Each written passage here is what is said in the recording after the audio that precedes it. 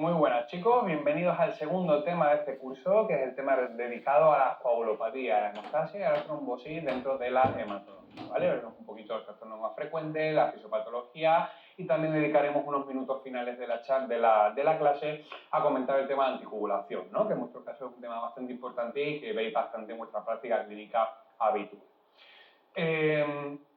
Empezamos por la fisiopatología de la coagulación, la fisiología de la coagulación, ¿vale? ¿Qué es la coagulación? La coagulación es un sistema que tiene como objetivo la integridad del sistema vasculatorio, ¿vale? Lo que pretende, cuando nos hacemos una herida, cuando destruimos un vaso sanguíneo, ese vaso se tapone, el paciente no se desangre, la persona no se desangre y ese vaso luego acabe regenerándose. Para ello vamos a tener tres fases bastante distinguidas, aunque realmente se distinguen en la teoría, ¿vale? En la práctica realmente pues casi que se producen todas a la vez, ¿vale? Pero para entender un poquito mejor, nosotros hemos clasificado en tres fases este concepto de hemostasia.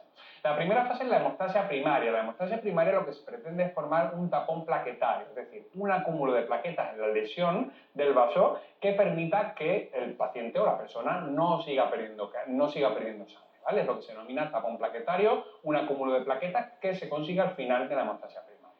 Tenemos la hemostasia secundaria. La hemostasia secundaria tiene como objetivo la formación de una malla de fibrina, ¿de acuerdo? Se forma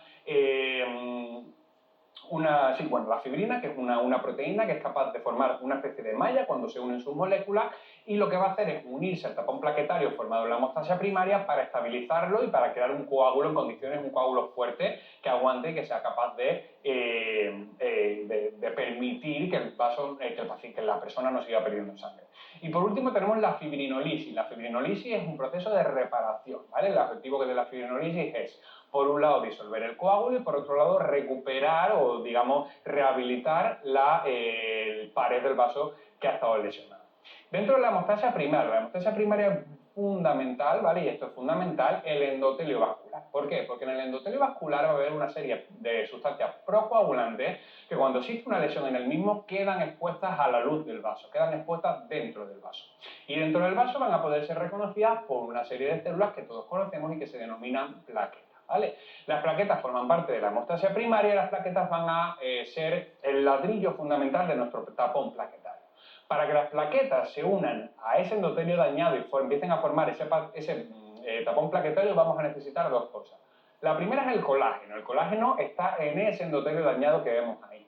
Y la segunda es el factor von Willebrand. Recordad este nombre porque lo veremos un poquito más adelante. El factor von Willebrand es una proteína que va generalmente libre en plasma, aunque también la encontramos dentro del endotelio de los vasos, y que permite un concepto que denominamos adhesión celular, que es que las plaquetas que están libres en la sangre se peguen al endotelio lesionado. Eso se hará a través de una glucoproteína de membrana que tienen las plaquetas, que se llaman glucoproteína 1B, ¿vale? Que permite, a través del factor de von Willebrand, la unión de la plaqueta y el colágeno. Por otro lado, aparte de esa adhesión plaquetaria, aparte de que las plaquetas se peguen a ese endotelio dañado, vamos a necesitar también que las plaquetas se agreguen entre ellas, es lo que denominamos agregación plaquetar, ¿vale? Las plaquetas se van a pegar al endotelio, van a empezar a reclutar otras plaquetas y van a pegarse unas plaquetas entre otras para finalmente formar el tapón plaquetario, es lo que denominamos agregación. Esto se produce a través del fibrinógeno y una proteína que se denomina glucoproteína 2B3A, ¿vale? Que también la poseen todas las plaquetas, sí, todas las plaquetas, a no ser que tengas una enfermedad en su superficie. Pasamos a la hemostasia secundaria, que el objetivo es formar una malla de fibrina, ¿de acuerdo?, que sea capaz de estabilizar el tapón plaquetario que hemos formado en la hemostasia primaria. Para ello vamos a hacer una cosa, nuestro cuerpo tiene un sistema magnífico que se denomina, como ya todos estáis viendo, la cascada de la coagulación, que seguro que os suena y que os da mucha rabia, pero una vez que lo integráis y lo entendéis es bastante sencillito. Realmente la cascada de la coagulación real no es así, ¿vale? La cascada de la coagulación no funciona así. Sin embargo, nosotros nos hemos inventado eso de las vías extrínsecas, intrínsecas y común para que sea mucho más entendible y para adaptarla también a nuestros analizadores, ¿vale? A nuestros tiempos de coagulación y a todas nuestras cosas. Digamos, vamos a empezar primero hablando de la vía extrínseca. La vía extrínseca se inicia cuando el factor tisular se muestra en el endotelio dañado, ¿de acuerdo? Nosotros tenemos el endotelio vascular, tiene también, aparte del von Willebrand, aparte del colágeno, tiene una proteína que se denomina factor tisular. Este factor tisular, cuando entra en contacto con la luz del vaso, va a encargarse de activar al factor 7 de la coagulación, que activará al factor 10 de la coagulación. Fácil, ¿verdad? Luego tenemos la vía intrínseca. La vía intrínseca es un poquito más complicada, depende un poco de interacciones con una serie de proteínas, como fosfolípidos de membrana en las plaquetas, como calcitreína, pero bueno, no tenéis que saberlo. El caso es que la vía intrínseca va a producir una serie de activación consecutiva de factores 12, 11, 9 y 8 que lleguen finalmente a activar al factor 10, que es este de aquí. ¿De acuerdo? Y una vez que tenemos el factor 10 activado tanto por la vía extrínseca a través del factor tisular y el factor 7, como por la vía intrínseca, a partir del 12, 11, 9 y 8, llegamos a la vía común, que es la vía de la que forma parte el factor 10 de la coagulación. Esta vía común va a activar un factor, que es el factor 2, que se denomina trombina. Y la trombina es capaz de romper el fibrinógeno, ¿de acuerdo? Romper el fibrinógeno en trocitos y formar finalmente fibrina. La fibrina precisamente es la molécula que necesitamos para formar esa malla de fibrina que estabilice nuestro tapón plaquetario. ¿Ves? Tampoco era tan complicado. Tenemos vía extrínseca que se activa con el factor tisular, vía intrínseca, que es una serie de factores de la coagulación, vía común que activa la trombina y luego finalmente será la trombina, la tijerita que se encarga de cortar el fibrinógeno y formar fibrina para desembocar en la formación de la malla de fibrina. De la fibrinolisis voy a decir poco, ¿vale? Porque realmente lo tenéis en el manual explicado, es un proceso importantísimo, por supuesto, porque permite la recuperación vascular, pero quizás para vuestra práctica clínica habitual es poco útil.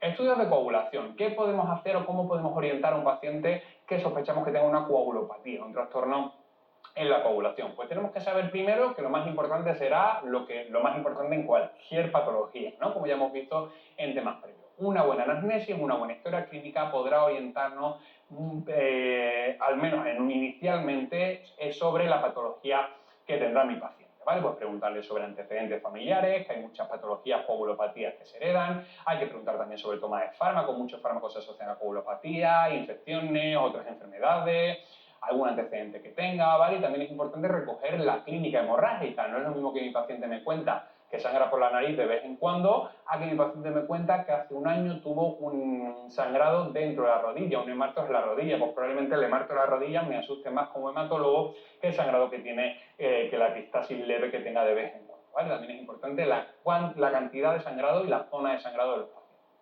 Existen distintos estudios que podemos utilizar para estudiar tanto la hemostasia primaria como la hemostasia secundaria y también la fibrinolisis. La fibrinolisis, como hemos dicho, voy a dejarla un poco más apartada en este tema.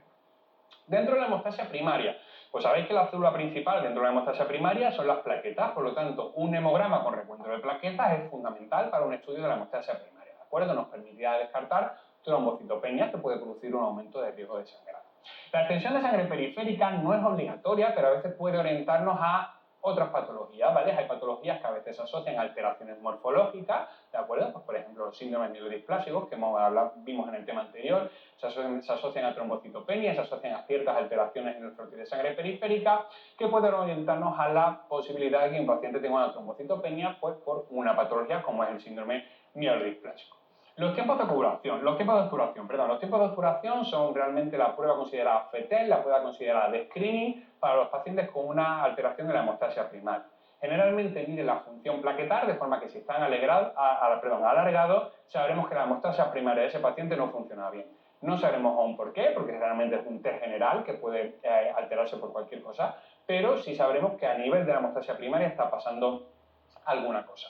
Estudios de agregación plaquetaria, ¿vale? Esto es una serie de estudios complejos que se hacen ya en el hospital por parte del hematólogo y que realmente lo que miden es la actividad de la plaqueta, la capacidad de la plaqueta para activarse en función de distintos activadores. Se ponen en una cubeta, se aplican una serie de elementos que son activadores, ¿de acuerdo? Y se ven cómo responden las plaquetas a esa serie de sustancias que se van añadiendo. Y dentro de la enfermedad de von Willebrand, que hablaremos un poquito más adelante, ya sabéis que el von Willebrand era esencial para la adhesión plaquetar, para que las plaquetas se unen al endotelio, también hay estudios propios de ese tipo de patología. Dentro de la hemostasia secundaria, pues los famosos tiempos de la coagulación nos van a medir la cascada de la coagulación, y eso ya seguro que lo sabéis. El tiempo de protrombina mide la vía extrínseca y el tiempo de tromboplastina parcial activada o el tiempo de cefalina mide la vía intrínseca, de forma que si está alguno de esos dos tiempos alargados, podemos orientar a ciertos déficits de factor en función del tiempo que esté alargado. Si lo que tenemos alargado es un tiempo de protrombina, probablemente el déficit de factor o la alteración se estará produciendo en la vía extrínseca, incluso podemos afirmar que dentro del factor 7. ¿de acuerdo? Tenemos también el tiempo de trombina. El tiempo de trombina mide la vía común, pero generalmente no suele determinarse en muchos sitios, ¿vale? Hay muchos hospitales, hay muchas zonas en las que no se solicita tiempo de trombina. Yo, por ejemplo, trabajo en La Paz, no he visto un tiempo de trombina en mi vida. Yo supongo que podré pedirlo, pero realmente no lo he pedido casi nunca.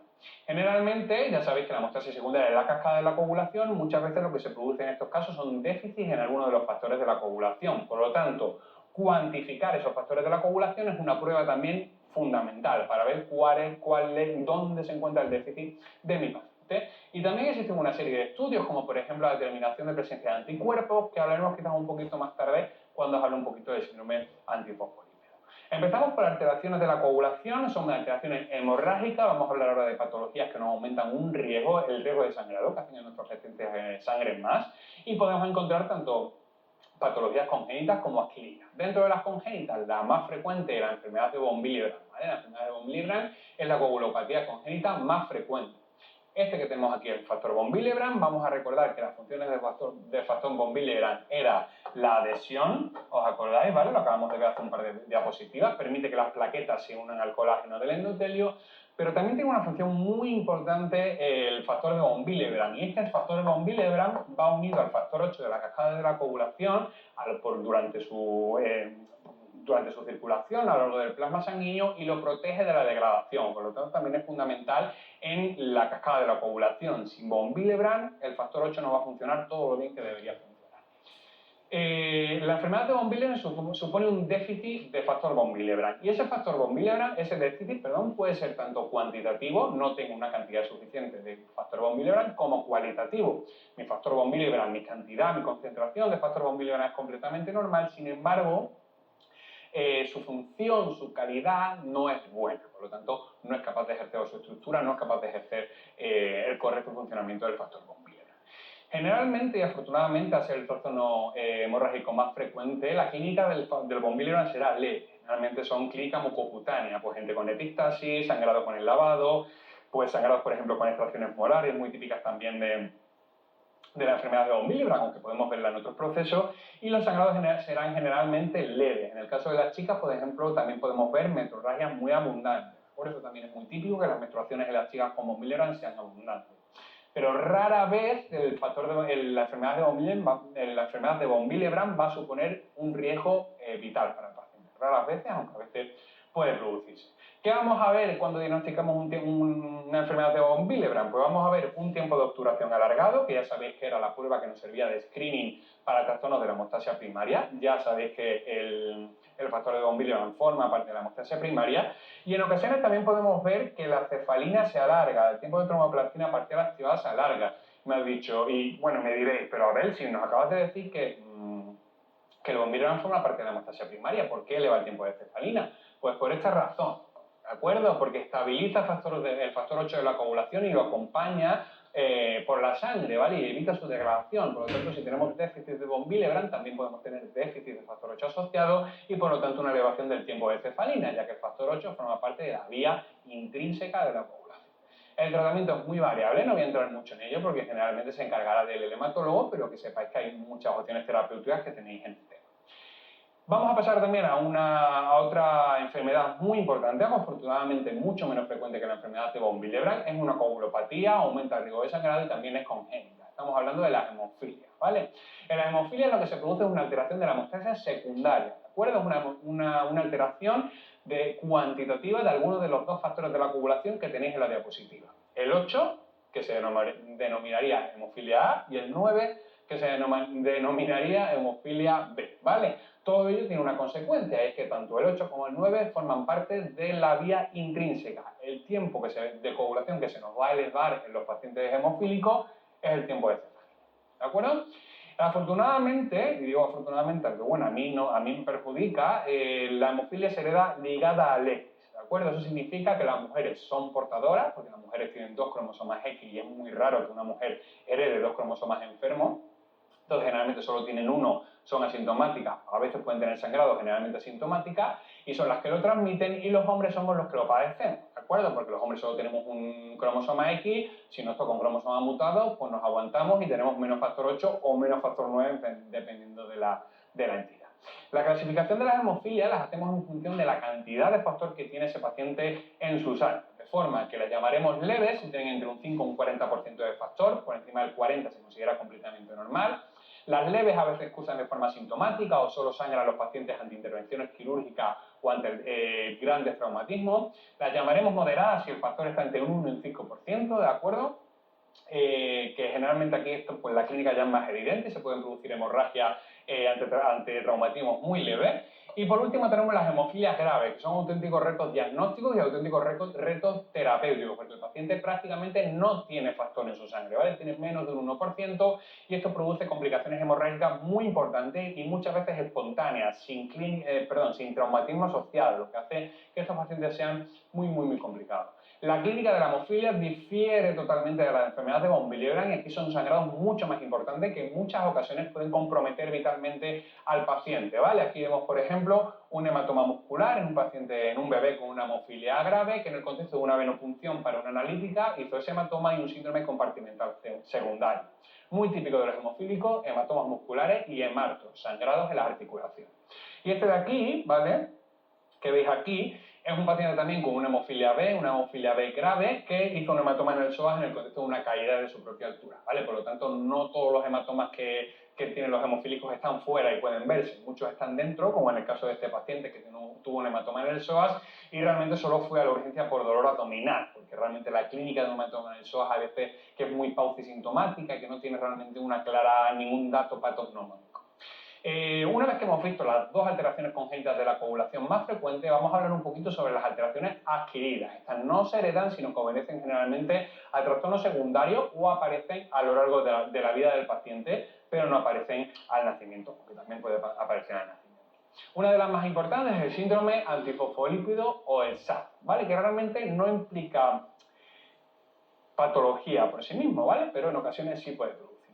En esta patología lo que se produce son una serie de anticuerpos, que lo tenéis aquí escrito, los anticanceripina, los beta-2-glicoproteínas, el anticoagulante lúpico, que va a producir un alargamiento de tiempo de cefalina in vitro, ¿vale? ¿Qué significa que ese alargamiento de tiempo de cefalina sea in vitro? Que si yo le hago una analítica a mi paciente, la llevo al laboratorio, estos anticuerpos van a hacer que la determinación del tiempo de cefalina me salga alargado, que el tiempo de cefalina sea mayor de lo normal. Pero, sin embargo, los pacientes con síndrome antifosfolípido no sangran, ¿de acuerdo? Porque ese alargamiento del tiempo de cefalina solo se produce en el laboratorio, por una serie de interacciones que hay entre los anticuerpos y los reactivos que utilizamos, ¿vale? In vivo, dentro del paciente, esos anticuerpos no están produciendo un alargamiento real del tiempo de cefalina y, por lo tanto, mi paciente no tiene aumento de riesgo hemorrágico. Lo que sí tiene, como ya seguro que sabéis, es un aumento de riesgo trombótico. Los pacientes con síndrome antifosfolípido se trombosan, no sangran, aunque tengan el tiempo de cefalina alargado.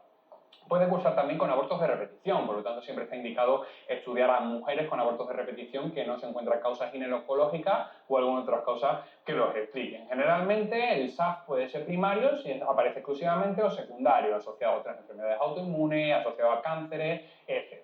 Y el tratamiento, más que orientado a evitar los fenómenos hemorrágicos, irá orientado a evitar los fenómenos trombóticos. La segunda coagulopatía adquirida que quiero contaros es la coagulación intravascular diseminada, ¿vale? Que espero que no tengáis que ver nunca ninguna en la vida porque son verdaderas tragedias, ¿vale? Una coagulación intravascular diseminada es una enfermedad muy grave y potencialmente mortal. Realmente no la coagulación intravascular diseminada, sino la causa desencadenante de esa coagulación intravascular diseminada, ¿vale? La coagulación intravascular diseminada siempre obedece a un estímulo secundario. Ese estímulo secundario puede ser una sepsis, o un shock séptico, puede ser un traumatismo grave, un politraumatizado de los que vienen a la urgencia, de los que están en UCI, o un cáncer, ¿vale? Los cánceres metastásicos pueden producir también coagulación intravascular diseminada. Todos estos estímulos tienen en común una cosa, que es que en el endotelio de los vasos sanguíneos se expone factor tisular. Y si recordáis, el factor tisular es el estimulante de la vía extrínseca de la coagulación. Por lo tanto, todos esos estímulos pueden desencadenar una activación exacerbada de la coagulación, aunque nuestro paciente no esté sangrando. Simplemente es que el factor 7 va por ahí por la sangre, de repente se encuentra un factor tisular expuesto, que no es porque el paciente esté sangrando, sino porque hay una lesión tisular secundaria a la sepsis que tenga el paciente, y eso es lo que va a activar la coagulación, ¿vale? Esa activación de la coagulación va a producir una serie de microtrombos a lo largo de todo el organismo del paciente. Eso es importante también. Se va a producir una trombosis microvascular prácticamente en todos los territorios del paciente, porque generalmente estos estímulos afectan de forma generalizada al paciente, y esto acabará derivando en un consumo excesivo de los factores de la coagulación y de los elementos que forman parte de la coagulación, ¿vale? El paciente va a tener tantos trombitos pequeños por dentro del cuerpo secundarios a la exposición del factor tisular que se va a quedar sin factores de la coagulación, se va a quedar sin plaquetas, se va a quedar sin fibrinógeno y se va a quedar sin sustrato para que la hemostasia funcione correctamente. Y esto es lo que explica, este consumo de factores de la coagulación es lo que explica que los pacientes con coagulación intravascular diseminada tengan hemorragias y no trombosis, aunque a veces también pueden asociar fenómenos trombóticos, ¿vale? Tenemos un estimulante que aumenta la exposición de factor tisular en el endotelio vascular, que activa la coagulación, que forma microtrombos dentro del largo vascular, que esos microtrombos acaban consumiendo los elementos que forman parte de la hemostasia, por lo tanto nuestro paciente al final va a tener una clínica hemorrágica. El tratamiento de la coagulación intravascular diseminada, aunque en ocasiones para corregir la coagulopatía podemos utilizar plasma fresco congelado que aporta todos los factores de la coagulación que el paciente tiene deficitario, pero el tratamiento fundamental, lo que va a curar al paciente es que este estímulo que está desencadenando la coagulación intravascular diseminada desaparezca, ¿vale? Si el paciente tiene un shock séptico, lo que tengo que hacer para que se corrija la coagulación es ponerle antibióticos. Si mi paciente tiene un gran traumatismo, lo que tengo que hacer es hablar con el traumatólogo o con el cirujano que tenga un órgano lesionado y que se lo corrija, ¿de acuerdo? Siempre hay que corregir primero la causa desencadenante, porque si no, la coagulación intravascular diseminada no se corrige.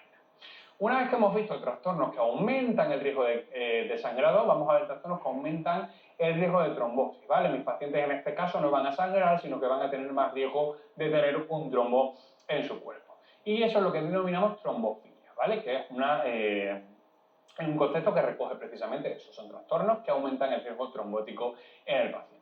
Dentro de las trombofilias, yo me sabría sobre todo las de alto riesgo. Ya sabéis que trombofilias genéticas, porque generalmente las trombofilias, aunque pueden ser también adquiridas, las que vamos a ver aquí son congénitas, ya sabéis que trombofilias congénitas pueden ser moderadas o leves. Yo, de cara a algún examen o de cara a mi práctica clínica habitual, me aprendería exclusivamente las graves, porque son realmente las que tienen implicaciones clínicas, y si no me suenan, que la que yo tengo aquí delante, si no me suena que sea ninguna de las graves, pues por lo menos sé que es moderada o leve, que bueno, las implicaciones clínicas no serán tantas y lo mismo, pues no pasa nada. Si me como una trombofilia grave, lo mismo al paciente le pasa algo, ¿vale? Las trombofilias de alto riesgo, las trombofilias graves las tenéis aquí descritas, las tenéis también en el tema, por lo tanto no os preocupéis. Y los criterios de derivación a hematología, que también los conocéis, lo tenéis expuesto en el tema correspondiente, tampoco tiene mucho sentido que me ponga aquí a relatar, ¿vale?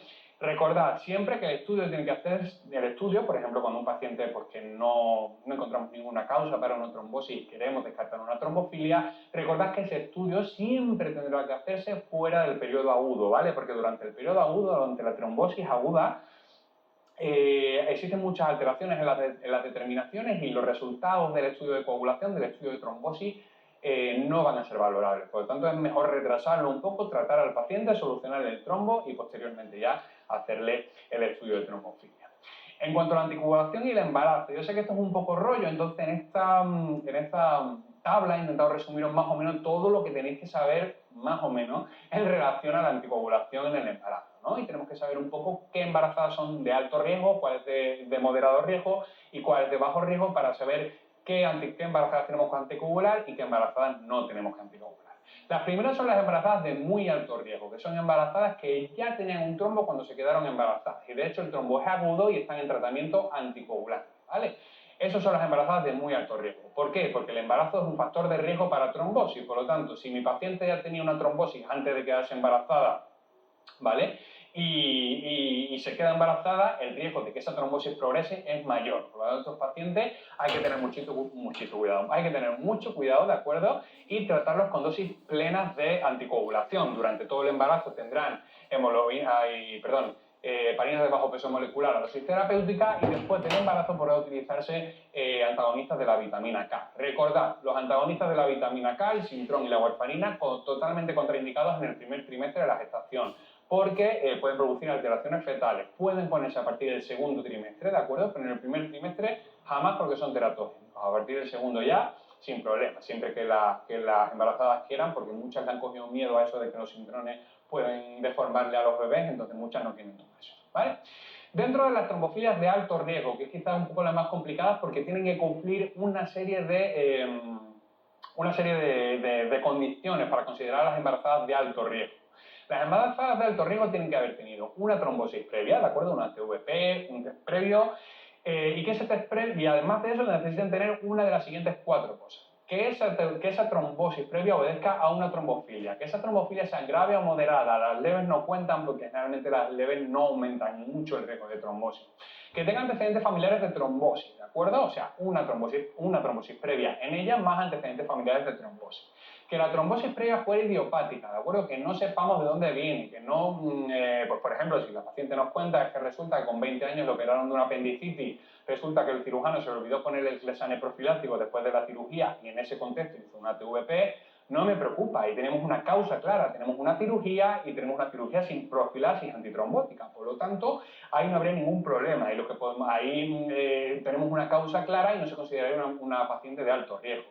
Si eso le pasa con 20 años, cuando no era fumadora, ni estaba embarazada, ni tomaba anticonceptivos, ni teníamos ninguna otra causa para esa trombosis, ahí sí la consideraremos de alto riesgo, ¿vale? Igual que si ha tenido una trombosis previa en el embarazo. Si ha tenido una trombosis previa en un embarazo previo, pues obviamente en este embarazo también puede tener una trombosis previa. Por lo tanto, también se consideraría de alto riesgo. O si tuviera factores de riesgo permanente, imaginaos que es una chica tetrapléjica, imaginaos, o parapléjica, que se queda embarazada, que va a estar continuamente encamada, pues lo mismo conviene considerarla como alto riesgo si ha tenido también un evento trombótico previo.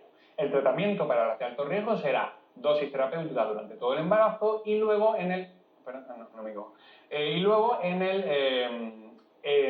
el posparto podemos iniciar dosis profilácticas, ¿de acuerdo? Y luego tenemos las de moderado riesgo. Las de moderado riesgo son aquellas que han tenido una trombosis previa, pero sin antecedentes familiares, ¿de acuerdo? Son aquellas en las que la trombosis previa estaba clara, ¿de acuerdo? Tenemos, pues mira, una trombosis previa como en el caso clínico que acabamos de ver, ¿no? Una chica que le operan de una apendicitis, se le olvidan ponerle el clesane y hacen una TVP. En ese caso, podemos considerarla de moderado riesgo siempre que no tenga antecedentes familiares y siempre que, si tiene trombofilia, no tiene por qué tener trombofilia, si tiene una trombofilia, esa trombofilia fuera leve, ¿de acuerdo? Enfermedad trombótica previa, secundaria, es decir, con un factor de riesgo demostrado, sin antecedentes familiares y sin trombofilias moderadas o graves, se pueden considerar de riesgo moderado, que solo requerirían heparina de bajo peso molecular profiláctica postnatal, una vez que el niño ya ha nacido. Pasamos ahora a la trombocitopenia. La trombocitopenia lo que supone son una serie de patologías, una serie de trastornos que suponen una disminución en la cifra de plaquetas en los pacientes, ¿de acuerdo? Esto, el mayor problema que puede darnos la trombocitopenia son la clínica hemorrágica. Afortunadamente, la clínica hemorrágica en la trombocitopenia no aparece hasta que las trombocitopenias generalmente son graves. Consideramos trombocitopenias leves de 100.000 a 150.000 plaquetas, moderadas de 50.000 a 100.000 y graves por debajo de 50.000. El dintel, y esto lo pongo aquí en rojo, ahí, las trombopenias moderadas están en rojo porque por debajo de 100.000 plaquetas estaría indicado un estudio por hematología por parte del hematólogo. Por lo tanto, todo paciente que tenga 100.000 plaquetas o por debajo de 100.000 plaquetas de forma mantenida tiene que ser derivado a hematología para estudio. Sin embargo, como os he dicho, afortunadamente, todos los pacientes con trombocitopenia sangran, ¿de acuerdo? Generalmente, para tener sangrado tras traumatismos o tener un aumento de riesgo de sangrado tras traumatismo, sangrados graves tras traumatismo, debemos tener por debajo de 50.000 plaquetas, ¿vale? Y para un aumento de riesgo de sangrados espontáneos, es decir, que no se produzcan de forma secundaria a un traumatismo, ¿de acuerdo? Tenemos que tener por debajo de 20.000 plaquetas. Por lo tanto, un paciente con una trombopenia moderada de 80.000 plaquetas probablemente no sangre nunca, ¿vale? Y no tenga ningún tipo de clínica, simplemente lo veremos en la analítica que se le pida por alguna otra forma. Hasta por debajo de 50.000 no aumenta el riesgo de hemorragias graves secundarias a traumas y por debajo de 20.000 es cuando aumentará el riesgo de hemorragias espontáneas. Para la cirugía tenéis que tener en cuenta que por encima de 50.000 plaquetas, de forma general, se puede practicar prácticamente cualquier intervención quirúrgica, cualquiera, salvo dos regiones. Sistema nervioso central, por supuesto, nos exigen más de 100.000 plaquetas porque nadie se mete dentro de un cerebro a operar un cerebro con las plaquetas bajas y yo no entiendo, yo tampoco lo haría, ¿de acuerdo? Y cirugía oftálmica, ¿vale? La cirugía oftálmica, no me refiero a las cataratas, me refiero a la cirugía de retina. También es necesario que las plaquetas estén por encima de 100.000 porque si hay una complicación hemorrágica dentro del ojo, el paciente se queda ciego y eso no nos interesa, que sigue siempre por encima de 100.000. Para el resto, colecistitis, apendicitis, colocación de catéteres, lobectomía pulmonar, para el resto me da exactamente igual, ¿vale? Por encima de 50.000 es una cifra totalmente segura para practicar una cirugía. Las causas de trombocitopenia son millones, ¿de acuerdo? Hay millones de causas de trombocitopenia, esto es como las anemias hemolíticas, que hay tratados enteros de causas de trombocitopenia, y yo solo voy a pararme en dos que quizás son las más importantes. Tres, ¿vale? Porque una de ellas es la que está aquí.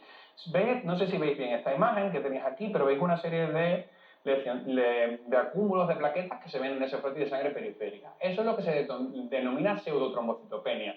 Es la causa más frecuente de trombocitopenia y no es una enfermedad, ¿de acuerdo? Es simplemente un efecto secundario del anticoagulante que nosotros utilizamos para la determinación de hemograma. El hemograma tiene un anticoagulante en el tubo que se llama ESTA, que en ocasiones a algunos pacientes lo que le produce es que sus plaquetas se activen y acaben agregándose, ¿vale? Cuando esas plaquetas se analizan en el contador del hemograma, pues en vez de contar, pues aquí, por ejemplo, imaginad que hay 1000 plaquetas, pues cuenta 1, 2 y 3 plaquetas, ¿de acuerdo? Porque cuenta todo el pegotón de plaquetas como uno. Y eso es lo que acaba produciendo la trombocitopenia, la famosa trombocitopenia o pseudotrombocitopenia inducida por esta, ¿vale? Y es pseudotrombocitopenia porque no es una trombocitopenia real, porque las plaquetas en el paciente son completamente normales y esto no implica absolutamente nada, ¿vale? Se puede cambiar el anticoagulante, utilizar algún tipo otro de anticoagulante como el citrato y demostrar que haciendo las citrato las cifras de plaquetas son completamente normales. Voy a comentar otras dos causas de trombocitopenia que también tenéis que conocer, que os tienen que sonar porque son potencialmente graves. Una es la PTI, ¿vale? Púrpura trombocitopénica idiopática o púrpura trombocitopénica inmune. Es una enfermedad que ve el hematólogo y es una enfermedad autoinmune, ¿de acuerdo? Es una enfermedad en la que el paciente, la propia persona, crea autoanticuerpos, generalmente de naturaleza IgG, contra sus propias plaquetas, ¿vale? No sabemos muy bien por qué, generalmente es idiopática, aunque a veces puede obedecer a trastornos secundarios, pero de repente aparecen en el plasma del paciente autoanticuerpos que destruyen las propias plaquetas del paciente. Afortunadamente, aunque las trombopenias asociadas a PTI suelen ser trombopenias muy graves, por debajo de 20.000 plaquetas, ¿vale? Los pacientes vienen a la urgencia con 1.000 plaquetas o con una plaqueta, ¿de acuerdo? La clínica hemorrágica no será muy grave, será fundamentalmente mucocutánea. Muy típico las petequias, como veis aquí, muy típico las petequias que vemos en esta zona, los hematomas, las epistasis, sangrados cuando nos cepillamos los dientes, pero las petequias y los hematomas y las bullas hemorrágicas son muy típicas de la PTI, ¿vale? ¿Cuándo sospecharemos que un paciente pueda tener una PTI? Pues será cuando un paciente nos cuente clínica hemorrágica mucocutánea, ¿de acuerdo? Y cuando en la analítica veamos que nuestro paciente tiene una trombocitopenia grave, generalmente por debajo de 20.000 plaquetas, con el resto de series de la analítica completamente normal. En ese caso estaría indicada la derivación a urgencia para iniciar tratamiento y valoración por el hematólogo. ¿De acuerdo? Siempre que veáis una chica, generalmente digo chica porque suelen ser chicas jóvenes, o al menos las que yo he visto, la gran mayoría son chicas jóvenes, que suelen venir a la urgencia porque les han aparecido petequias en miembros inferiores o alguna bulla hemorrágica en el paladar blando, que no tiene ningún otro tipo de sangrado y que al hacer el hemograma pues resulta que te llaman desde el análisis porque la paciente tiene 2.000 plaquetas. ¿De acuerdo? Es el caso clínico típico, con hemoglobina normal también y con leucocitos también normales. El tratamiento, pues como se trata de una enfermedad autoinmune, pues el tratamiento será los fármacos autoinmunes por excelencia, que son los corticoides, ¿vale? Luego tenemos más líneas de tratamiento, como tenéis especificado en el tema, pero generalmente la primera línea de tratamiento siempre va a ser terapia corticoidea. La segunda trombocitopenia más importante que quiero comentaros, porque es una causa de trombocitopenia que tiene que es potencialmente mortal, que puede matarnos al paciente y puede matarnos a nuestro paciente muy rápido, es la PTT, púrpura trombótica trombocitopenia. No sé si os suena, pero espero que a partir de ahora os suene porque es una enfermedad muy grave y potencialmente mortal. ¿Qué es lo que pasa en la púrpura trombótica trombocitopénica? La púrpura trombótica trombocitopénica también se considera una enfermedad autoinmune y es una enfermedad autoinmune en la que se produce un déficit de una metaloproteasa que se denomina ADAMS13, ¿vale? El ADAMS13 es una metaloproteasa, es una proteína, es una enzima que va por la sangre y va recortando al factor von Willebrand. El factor von Willebrand, cuando se genera en un momento, se genera en grandes cantidades y con mucho peso molecular, porque son proteínas muy grandes, ¿vale? Y la ADAM13 se encarga de ir recortando el factor de von Willebrand para que se haga más pequeñito y pueda ejercer su función. El problema con los multímeros de alto peso molecular de factor von Willebrand, que son los mazacotes de factor von Willebrand que salen directamente justo después de formarse, es que son procoagulantes. Por lo tanto, si el ADAM13 no existe, si no hay una enzima que vaya por la sangre recortando el factor von Willebrand para que se convierta en multímeros de bajo peso molecular más pequeñitos, que sean capaces de ejercer su función, que ya sabéis cuál es su función, no quiero repetirla. Si no tenemos esa enzima, nuestro paciente va a tener exclusivamente multímeros de alto peso molecular, von Willebrand enorme. Y eso va a producir un estado procoagulante en nuestro paciente. Nuestro paciente va a tener riesgo de trombos, ¿vale? Y no de trombos como una TVP o un TEP, ¿vale? Sino lo que se va a producir es una microangiopatía. Se van a producir microtrombos a lo largo de todo el árbol vascular. Un poco como lo que ocurría en la coagulación intravascular diseminada, pero no es igual, ¿vale? No quiero tampoco que me mezcléis ambas enfermedades, pero para que os hagáis una idea, se forman microtrombos en el árbol vascular. Problema con estos microtrombos. Cuando estos microtrombos ocupan el árbol vascular, ¿vale? Esto es un vaso que está cortado así, ¿de acuerdo? Si estos microtrombos están invadiendo el árbol vascular, ¿vale? Y se forman aquí una malla y tal, cuando el hematíe intenta pasar por la zona que está, por la luz del vaso que está más pequeñita como consecuencia del trombo, se rompe, ¿vale? Y cuando el hematíe se rompe, aparecen estas celulitas que vemos aquí que se denominan esquistocitos, que no son más que restos de hematíe, ¿vale? Son esquistocitos rotos. Y este concepto se denomina anemia microangiopática, ¿vale? Anemia hemolítica microangiopática. ¿Por qué? Porque no se produce una hemólisis autoinmune, no hay anticuerpos. Hay anticuerpos contra el ADAM13, pero no contra las plaquetas exclusivamente, no contra los hematíes, sino que esa rotura se produce por disminución del volumen de la luz de los vasos por los microtrombos producidos en la PTT, ¿vale? Lo que se denomina anemia microangiopática. Aparte de la anemia microangiopática, siempre buscamos a tener trombocitopenia, porque esos microtrombos van a consumir todas nuestras plaquetas que tengamos, pueden asociar a veces a hipertensión arterial, pueden asociar a veces insuficiencia renal y alteraciones neurológicas por esos microtrombos que pueden afectar a nivel cerebral o pueden afectar en el árbol vascular renal y hacer daño renal, ¿vale? Y lo más importante que tenéis que saber es que el tratamiento de esta enfermedad es urgente. Siempre que veáis que un paciente tiene anemia hemolítica, de características hemolíticas no inmune con un CUS negativo, tiene trombocitopenia, generalmente trombocitopenias graves, ¿de acuerdo? Y tiene también por insuficiencia renal o en el analítica que nosotros le saquemos, dice el analista que lo ve, que tiene estas células que son esquistocitos, hay que derivarlo inmediatamente a la urgencia, ¿vale? Ese paciente hay que tratarlo porque la PTT es potencialmente mortal, te mata y te mata muy rápido. ¿Cuál es el tratamiento de la PTT? Pues si a mi paciente le falta esta enzima, el ADAM13, tendré que ponerle esa enzima. ¿Y cómo le administro yo esa enzima? Haciendo lo que se denomina un recambio plasmático terapéutico. Es decir, cojo al paciente, le enchufo a una especie de máquina de diálisis, una máquina de aféresis, voy sacando todo su plasma, voy filtrando todo su plasma y voy metiéndole plasma de una persona sana, ¿vale? Pues voy metiéndole un plasma de una persona que tiene esa enzima, ADAM13, ¿vale? Que tienen ADAM13. Cuando yo le estoy infundiendo a ese paciente el plasma de una persona sana, va a recuperar los niveles de ADAM13 y va a disminuir el riesgo de formación de microtrombos y por tanto la PTT, ¿vale? Pero hasta que no empecemos esos recambios plasmáticos, el paciente no va a mejorar, incluso puede empeorar y morirse. Por lo tanto, ante presencia de esquistocitos, anemia hemolítica y trombocitopenia, inmediatamente ese paciente tiene que irse a la urgencia. Y por último, chicos, llegamos ya al fin de este tema, al fin de este apasionante tema que es la coagulación.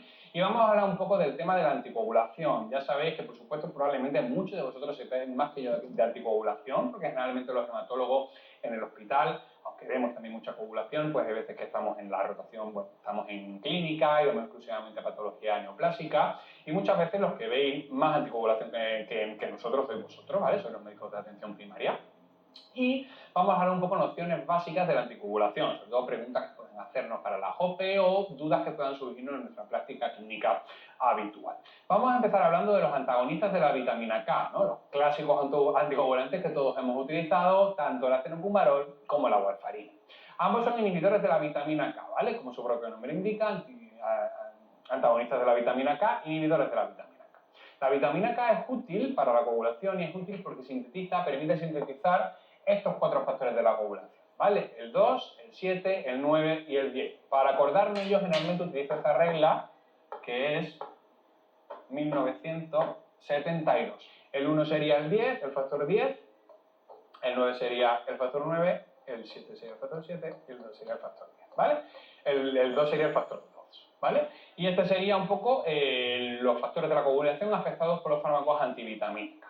Las indicaciones probablemente ya os las sepáis, ¿de acuerdo? Las tenéis ahí puestas en la diapositiva. Y en cuanto al rango terapéutico, simplemente comentaros 2 cosas. Os he puesto en rojito, generalmente todas las indicaciones, la gran mayoría de indicaciones será entre 2 y 3, un INR entre 2 y 3, salvo las prótesis mecánicas mitrales, ¿de acuerdo? Las prótesis mecánicas mitrales tienen mucho riesgo trombótico, por lo tanto el paciente habrá que aumentarlo entre 2,5 y 3,5. En cuanto a las prótesis aórticas, el problema que tenemos con las prótesis aórticas es que generalmente vale con tener al paciente entre 2 y 3. El problema es si esa prótesis aórtica es muy antigua, de las prótesis que se ponían bivalvulares previas, o si el paciente tiene algún factor de riesgo cardiovascular. Si el paciente tiene algún factor de riesgo vascular, es diabético, tiene una prótesis, habría que aumentar ese rango terapéutico a 2,5, 3,5. Si no tiene factores de riesgo cardiovascular, es una prótesis nueva y no hay ningún otro problema, el INR objetivo será de 2 a 3. Y en cuanto al síndrome fosfolípido, ¿vale? El síndrome antifosfolípido, no sé si tendréis alguno en la consulta, pero muchas veces y clásicamente el síndrome antifosfolípido se ha tratado con un dintel entre 2,5, 3,5 o incluso 3, 3,5, porque se considera una trombofilia de muy alto riesgo trombótico. Sin embargo, las últimas guías, sobre todo las últimas guías de reumatología, las últimas guías de medicina interna, lo que recomiendan es tratarlos como al resto de trombofilias, ¿vale? Mantener un INR entre 2 y 3. ¿Cuándo aumentaremos ese dintel? ¿Cuándo pondremos 2,5 o 3,5? En el caso de que nuestro paciente tenga un fenómeno trombótico estando anticoagulado, ¿vale? Muchos pacientes con síndrome antifosfolípido que se trombosan a pesar de tener coagulación, a pesar de estar anticoagulados. En esos casos es cuando nos interesa subir un poquito más el rango terapéutico y poner el Sintrom o la warfarina entre 2,5 y 3,5. Seguimos un poco con los inhibidores de la vitamina K, ¿vale? Ya sabéis un poco, generalmente, esto probablemente lo sabéis mejor que yo, generalmente se recomienda que el fármaco se dé por la tarde, más que nada porque los controles son por la mañana, pero se pueden dar también por la mañana perfectamente. Simplemente hay que decirle al paciente que hay que tomarlo todos los días. Importante también, estos fármacos no tienen una acción inmediata, ¿vale? Estos fármacos primero tienen que consumir toda la vitamina K que tiene el paciente, tienen que eliminarla porque son antagonistas, compiten por el mismo receptor. Hasta que eso pasa, pueden pasar desde 3 a 5 días. Por lo tanto, durante ese tiempo, ese paciente tiene que estar anticoagulado y tiene que estar anticoagulado con heparina. Una vez que hayamos alcanzado un buen rango terapéutico con control de INR correcto, podemos retirar esa heparina y mantenerlo exclusivamente con el antagonista de la vitamina K. Ya sabéis que el control de los antivitaminas K se hace con el INR, ¿vale? Que el INR responde, es un índice estandarizado que se utiliza de forma internacional, que corresponde también con el tiempo de protrombina. Y me diréis, pero a ver, si la vitamina K sirve para el factor 10, para el factor 9 y para el factor 2, y el factor 9 y 10 son el factor 10 es vía común y el factor 2 también es vía común y el factor 9 es vía intrínseca. ¿Por qué se eleva el tiempo de protrombina? ¿Por qué lo seguimos con el tiempo de protrombina? Pues por el factor 7, ¿vale? El factor 7 ya sabéis que forma parte de la vía extrínseca y es el factor que menor vida media tiene. Generalmente tiene una vida media de 3-4 horas, por lo tanto es el primero que se agota y el tiempo de protrombina es el primero que se eleva en los pacientes con acenoncumarol y por eso los controles son también con el tiempo de protrombina. Importante, las interacciones, chicos, y recordad sobre todo las interacciones con las verduras, ¿vale? Con las verduras de hoja verde. Recordad, todos los pacientes, sobre todo ahora que está muy de moda eso del ayuno intermitente y de las dietas, que tenemos que cuidarnos y tal, que os informen, no pasa nada, no está contraindicado que un paciente con síndrome haga dieta, sobre todo si está gordo, pues mejor que la haga, pero que os avise, porque habrá que ajustarlo, porque si empieza a aumentar la ingesta de espinacas, si empieza a aumentar la ingesta de acelga, va a aumentar también la ingesta de vitamina K, por lo tanto probablemente el INR se descontrole, baje, su INR baje y haya que ir subiendo poquito a poco la dosis, ¿vale? Importante acordaos de eso. Y acordaos también de que casi cualquier fármaco puede interaccionar con el sintrón, no es la primera vez que pasa que un abuelillo pues está con un poquito de bronquitis, se le pone una amoxicilina, un levofloxacino y a los 3 días está en la urgencia con un INR de 7, ¿vale? Por lo tanto, obviamente esto no puede preverse porque también depende de muchos factores intrapersonales, interpersonales, pero bueno, puede vigilarse, al menos los primeros días puede vigilarse un poquito más al abuelillo para que no se les controle el INR. En cuanto a la cirugía, ya sabéis, las recomendaciones que tenéis en el tema están recogidas de la Sociedad Española de Cardiología, son unas guías del año pasado. Sé que el tema de la cirugía es un poco lío y aparte es muy centro dependiente, porque al fin y al cabo luego cada uno lo hace como quiere y cada centro tiene sus protocolos y luego cada anestesista te pide una cosa, etc. De forma general, para defendernos un poco en el día a día, ¿qué pregunta tenemos que hacernos cuando nuestro paciente viene a la consulta y nos dice, oye, me operan la semana que viene, ¿qué hago?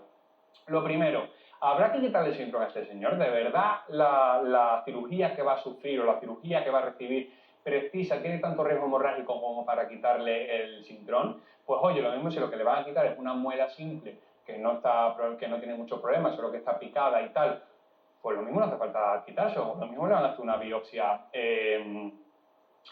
cutánea, o lo mismo le van a operar de catarata, ¿vale? En esas situaciones, en esas cirugías de bajo riesgo de sangrado, puede considerarse mantenerse la coagulación. De hecho, hoy en día muchos odontólogos te operan sin problema con un IR por debajo de 3, incluso los oftalmólogos ya, casi ningún oftalmólogo te pone problemas por operarte una catarata con un paciente tomando sintrón o warfarina, ¿de acuerdo? O sea, no hay ningún tipo de problema. Generalmente esto dependerá del anestesista que vea al paciente en la consulta de preanestesia, ¿vale? Así que será él, el anestesista, el que diga si hay que quitarle la anticoagulación o no. Por lo tanto, vosotros ahí en eso podéis libraros un poco. ¿Cuándo retirarla? Ya sabéis que tenemos que retirarla en función de la prescripción que pongamos, el acenocumarol 3 días antes, la warfarina 5 días antes. Lo ideal es que el día de la cirugía el paciente tenga un INR por debajo de 1,5 y retirando los fármacos en ese tiempo, un poco calculando la farmacodinámica de los fármacos y la farmacocinética, podemos asumir que retirando con ese tipo de evolución estará por debajo de 1,5 el paciente, ¿vale? Y luego hablamos de la terapia puente. Clásicamente se le ponía terapia puente a todos los pacientes que estaban con sintrón, que se les pasaba heparina de cara a la cirugía para que los 3 días que están sin acenocumarol no se trombosen. ¿Qué es lo que se ha visto? Muchos estudios que están saliendo ahora, que han salido en los últimos años, han visto que muchos pacientes, sobre todo aquellos pacientes con riesgo trombótico bajo, riesgo trombótico moderado, no se ven beneficiados de la terapia puente. De hecho, el problema que tenemos con la terapia puente es que esos pacientes tienen complicaciones hemorrágicas que son evitables porque no les supone un aumento de riesgo trombótico, ¿vale? Generalmente las recomendaciones de la Sociedad Española de Cardiología y junto con la de hematología es que solo se realice terapia puente en aquellos pacientes que tengan un alto riesgo trombótico. La lista del alto riesgo trombótico, aunque os la pongo aquí, la tenéis perfectamente detallada en el anexo 3 del tema, ¿vale? Por lo tanto, podéis ir ahí directamente. Tenéis el alto riesgo, el riesgo moderado y el riesgo bajo, ¿de acuerdo? Y solo habría que realizar terapia puente en los pacientes de alto riesgo. Generalmente los de riesgo moderado o riesgo leve puede retirarse la anticoagulación oral sin necesidad de terapia puente. ¿Y cuándo lo reintroducimos? Pues depende un poco si se lo hemos quitado o no se lo hemos quitado, ¿no? Esto depende un poco de del riesgo hemorrágico de la cirugía. Generalmente, de forma general, aunque esto no siempre es así, la anticoagulación se reintroduce entre 12 24 horas después de la intervención, generalmente 24, y si el paciente es de alto riesgo trombótico, habrá que mantenerlo hasta entonces con heparina, una vez que hayamos asegurado correctamente la hemostasia. Una vez que hemos visto los fármacos anticoagulantes clásicos, que son los AVK, vamos a ver los nuevos anticoagulantes, ¿vale? Estos fármacos que están revolucionando el tratamiento anticoagulante de muchos pacientes, porque la verdad es que son fármacos, aunque mucho más caros, mucho más cómodos también que los AVK, ¿de acuerdo? Dentro de los NACOTS o nuevos anticoagulantes orales o anticoagulantes orales de acción directa, tenemos 4 aprobados que son los que tenemos que saber, ¿no? ¿Vale? Que afortunadamente el señor que se inventó los nombres de estos fármacos era súper listo y nos dio una pista de cada función del fármaco dentro de su propio nombre, ¿vale? De forma que el dabigatran va a inhibir a la trombina, TRTR, y el rivaroxaban apixaban y edoxaban van a inhibir el factor 10 con X, ¿vale? O sea que es bastante fácil, TR, XX, muy fácil. Si os fijáis, estos fármacos alcanzan una concentración máxima súper rápido, fijaos, ¿vale? Por ejemplo, el dabigatran a las 2 horas de su administración ya tiene una concentración por las nubes. Esto significa que con estos fármacos no haría falta hacer una terapia puente cuando querramos introducirlos. No hay que dejar al paciente con heparina unos días mientras que empieza a tomarse el dabigatran o alguno de ellos, ¿vale? Se puede empezar a tomar directamente el dabigatran y suspender la heparina. Muy importante y también muy cómodo para los pacientes. Un poquito, bueno, pues la vida media depende un poco de cada fármaco, eso es lo que explica que algunos se den cada 24 horas y otros cada 12, en función de la vida media. Recordad también importante el metabolismo, todos tienen metabolismo hepático, más o menos en mayor o menor porcentaje, y todos tienen algo de metabolismo renal, todos tienen algo de eliminación renal. Por lo tanto, todos pacientes con hepatopatía crónica, sobre todo aquellos con cirrosis, con grados más avanzados de cirrosis, y todos aquellos pacientes con insuficiencia renal, ojo, cuidado, ¿vale? Generalmente, con un filtrado glomerular por debajo de 30 no se aconseja el tratamiento con ACOTS, ¿vale? Y en el caso de los fallos hepáticos depende un poco, aunque idealmente tampoco deberían utilizarse. En cuanto a las alteraciones analíticas que nos encontramos, como veis, cada uno es de su padre y de su madre, ¿no? Algunos prolongan todos los tiempos, otros solo la cefalina, y esto es lo que hace que no podamos controlarlo, como lo hacemos con la warfarina o con el acenocumarol, que medimos el INR a través del tiempo de protrombina. Aquí eso no podemos hacerlo. Pero no hace falta, ¿vale? Porque estos fármacos no precisan control, ¿vale? Eso le da mucha calidad de vida al abuelillo, muy buena calidad de vida, porque los pacientes no tienen que ir una vez a la semana o una vez cada 2 semanas al centro de salud a tratarse. Que no requieren controles no significa que no requieran seguimiento. Estos pacientes hay que seguirlos, ¿vale? Generalmente, sobre todo cuando acabas de empezarlo, pues tendrás que darle una cita como al mes de iniciarlo o a las semanas de iniciarlo para asegurarnos de que el paciente lo está tomando bien, lo está tolerando, no tiene clínica hemorrágica ni ninguna otra complicación, ¿vale? Eso es importante. Y, por supuesto, antes de empezarlo, por favor, que tenga una función renal, al menos una determinación de creatinina que nos asegure que el filtrado es seguro y que también tenga, bueno, pues al menos unas enzimas hepáticas para asegurarnos de que el paciente, o una bilirrubina para asegurarnos de que el paciente no tenga fallo hepático. ¿De acuerdo? En cuanto a las indicaciones, pues serán las mismas indicaciones de las ABK que los inhibidores de la vitamina K. Sí y no, ¿vale? Son sí, excepto en una situación, que es la fibrilación auricular valvular, ¿vale? Cuando esa fibrilación auricular se asocia a alguna valvulopatía, ¿vale? Valvulopatía de los abuelos, obviamente un poquito de estenosis aórtica no pasa absolutamente nada, pero me refiero a valvulopatías graves, con mucha dilatación de las aurículas, etcétera. No estarán indicados. Y esto es simplemente porque los ensayos clínicos para la aprobación de estos fármacos se vieron que ese subtipo de pacientes, los pacientes que asocian FA valvular, FA con valvulopatía, tienen un mayor riesgo de sangrado digestivo en el sistema nervioso central. Por tanto, se decidió que estos pacientes no podían recibir jamás podían recibir un NACO, ¿vale? Un nuevo anticoagulante oral. El seguimiento ya lo he contado, controles no necesitamos, pero al menos sí ver al paciente de vez en cuando para asegurarnos de que se lo está tomando bien y que lo está tolerando. Y cuando un paciente que está con nuevos anticoagulantes no sangra importante, ¿vale? No sangra en el sentido de una epistasis o un hematoma pequeñito, sino una rectorragia, un hematoma grande con anemización, una epistasis que no se controla. ¿Qué podemos hacer con este tipo de pacientes?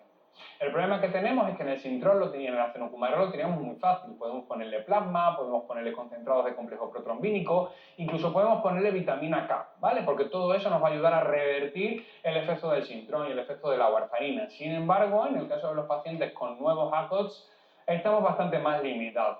El plasma fresco congelado de poco sirve. Generalmente se pone porque algo hará, es lo que siempre decimos, algo hará, pero de poco sirve. Generalmente lo que utilizamos son los complejos de concentrados protombínicos. No sé qué tendréis en vuestro hospital, generalmente se denominan Octaplex o Veriplex, ¿vale? Son una serie de concentrados que tienen los factores de la coagulación dependientes de vitamina K y aparte otra serie de sustancias activadoras de la coagulación.